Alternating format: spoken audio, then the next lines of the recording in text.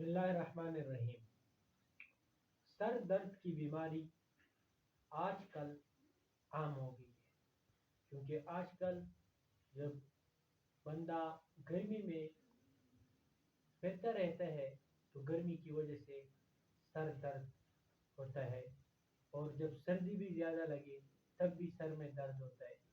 तो सर दर्द के लिए वज़ाइफ तो बहुत है, लेकिन एक आसान और आम और इंतहाई मुख्तसर वजीफ़ा जो कि मुफ्ती मोहम्मद बिन खान साहब से मनकूल है, और फरमाते हैं कि सर दर्द के लिए वजीफ़ा यह है कि लफ्ज़ या वहाबू का विर्द किया जाए।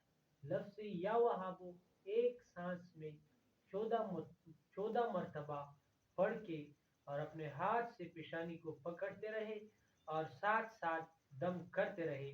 इंशाल्लाह अल्लाह रब्बुल इज़्ज़त के फजलो करम से सर दर्द दूर होता जाएगा और जाता रहेगा। और हमें भी चाहिए कि हम अपनी बीमारियों का इलाज वज़ाइफ के ज़रिए किया करते हैं। तो ये इंतहाई मुख्तसर है और इंतहाई आम काम है, हर बंदा कर सकता है इस पर अमल।